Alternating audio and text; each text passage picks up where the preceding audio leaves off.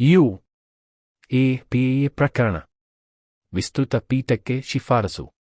ಕಾನೂನುಬಾಹಿರ ಚಟುವಟಿಕೆ ನಿಯಂತ್ರಣ ಕಾಯ್ದೆಯಡಿ ಯುಎಪಿಎ 2020 ರ ದೆಹಲಿ ಗಲಭೆ ಪ್ರಕರಣದ ಆರೋಪಿಗಳಾದ ಉಮರ್ ಖಾಲಿದ್ ಮತ್ತು ಶಾರ್ಜಿಲ್ ಇಮಾಮ್ ಅವರಿಗೆ ಜಾಮೀನು ನಿರಾಕರಿಸಿದ ತೀರ್ಪನ್ನು ಪರಾಮರ್ಶಿಸಲು ಸುಪ್ರೀಂ ಕೋರ್ಟ್ ಶುಕ್ರವಾರ ಅದನ್ನು ವಿಸ್ತೃತ ಪೀಠಕ್ಕೆ ಶಿಫಾರಸು ಮಾಡಿದೆ. ಜಾಮೀನು ನೀಡುವ ವಿಷಯವನ್ನು ವಿಸ್ತೃತ ಪೀಠ ಪರಿಗಣಿಸಬೇಕು ಎಂದು ದೆಹಲಿ ಪೊಲೀಸರ ಪರ ವಕೀಲರು ಸುಪ್ರೀಂ ಕೋರ್ಟ್ನಲ್ಲಿ ವಾದಿಸಿದ್ದರು. ದೆಹಲಿ ಗಲಭೆ ಪ್ರಕರಣದ ಇತರೆ ಇಬ್ಬರು ಆರೋಪಿಗಳಾದ ತಸ್ಲೀಂ ಅಹಮದ್ ಮತ್ತು ಖಾಲಿದ್ ಶಾಫಿ ಅವರಿಗೆ ಮಧ್ಯಂತರ ಜಾಮೀನು ಮಂಜೂರು ಮಾಡುವಾಗ ನ್ಯಾಯಮೂರ್ತಿಗಳಾದ ಅರವಿಂದ್ ಕುಮಾರ್ ಮತ್ತು ಪ್ರಸನ್ನ ಬಿ. ವರಾಲೆ ಅವರ ಪೀಠವು ವಿಸ್ತೃತ ಪೀಠಕ್ಕೆ ಈ ಶಿಫಾರಸು ಮಾಡಿದೆ.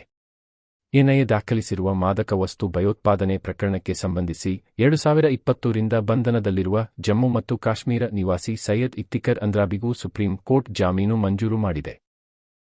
ದೆಹಲಿ ಗಲಭೆ ಪ್ರಕರಣದಲ್ಲಿ ಬಂಧಿತರಾಗಿದ್ದ 7 ಮಂದಿಯ ಪೈಕಿ ಗುಲ್ಫಿಶಾ ಫಾತಿಮಾ ಸೇರಿದಂತೆ 5 ಆರೋಪಿಗಳಿಗೆ ಸುಪ್ರೀಂ ಕೋರ್ಟ್ ಈಗಾಗಲೇ ಜಾಮೀನು ನೀಡಿದೆ. ಆದರೆ ಅದೇ ಪ್ರಕರಣದ ಆರೋಪಿಗಳಾದ ಉಮರ್ ಖಾಲಿದ್ ಮತ್ತು ಶಾರ್ಜಿಲ್ ಇಮಾಮ್ ಅವರಿಗೆ ಜಾಮೀನು ನಿರಾಕರಿಸಲಾಗಿತ್ತು. ಉಮರ್ ಖಾಲಿದ್ ಮತ್ತು ಶಾರ್ಜಿಲ್ ಇಮಾಮ್ ಅವರಿಗೆ ಜಾಮೀನು ತಿರಸ್ಕರಿಸುವಾಗ ಬೇರೆ ನ್ಯಾಯಾಲಯಗಳು, ನ್ಯಾಯಪೀಠಗಳು ವ್ಯಕ್ತಪಡಿಸಿರುವ ಆಕ್ಷೇಪಣೆಗಳನ್ನು ಸುಪ್ರೀಂ ಕೋರ್ಟ್ ಶುಕ್ರವಾರ ಪರಿಶೀಲಿಸಿದೆ.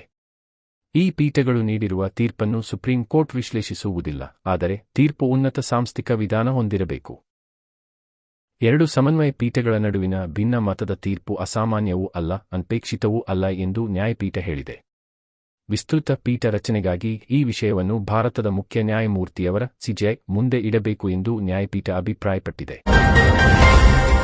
ರಾಜ್ಯದ ವಿವಿಧೆಡೆ ದಾಖಲಾಗಿದ್ದ 52 ಅಪರಾಧ ಪ್ರಕರಣಗಳು ವಾಪಸ್.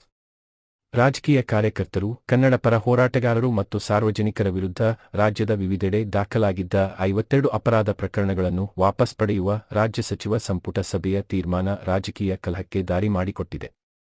ರಾಜ್ಯದ ವಿವಿಧೆಡೆ 2015 ರಿಂದ 2025 ರ ಮಧ್ಯೆ ದಾಖಲಾದ ಪ್ರಕರಣಗಳನ್ನು ರದ್ದುಪಡಿಸುವಂತೆ ಮುಖ್ಯಮಂತ್ರಿ, ಗೃಹ ಸಚಿವ, ಜಿಲ್ಲಾ ಉಸ್ತುವಾರಿ ಸಚಿವರಿಗೆ ಮನವಿಗಳು ಸಲ್ಲಿಕೆಯಾಗಿದ್ದವು.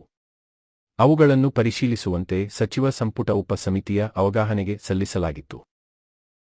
ಉಪಸಮಿತಿಯ ಶಿಫಾರಸು ಆಧರಿಸಿ 52 ಪ್ರಕರಣಗಳನ್ನು ಹಿಂದಕ್ಕೆ ಪಡೆಯುವ ತೀರ್ಮಾನವನ್ನು ಗುರುವಾರ ನಡೆದ ಸಚಿವ ಸಂಪುಟ ಸಭೆ ತೆಗೆದುಕೊಂಡಿದೆ.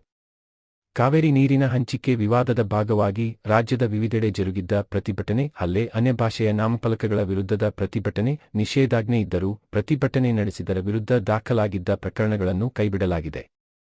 2022 ರಲ್ಲಿ ಕಲಬುರಗಿಯ ಆಳಂದದ ಲಾಡ್ಲೆ ಮಶಾಕ ದರ್ಗಾ ಆವರಣದಲ್ಲಿ ನಡೆದ ಗಲಭೆ ಸಂಬಂಧ ದಾಖಲಾಗಿದ್ದ ಹಲವು ಪ್ರಕರಣಗಳನ್ನು ಕೈಬಿಡಲಾಗಿದೆ.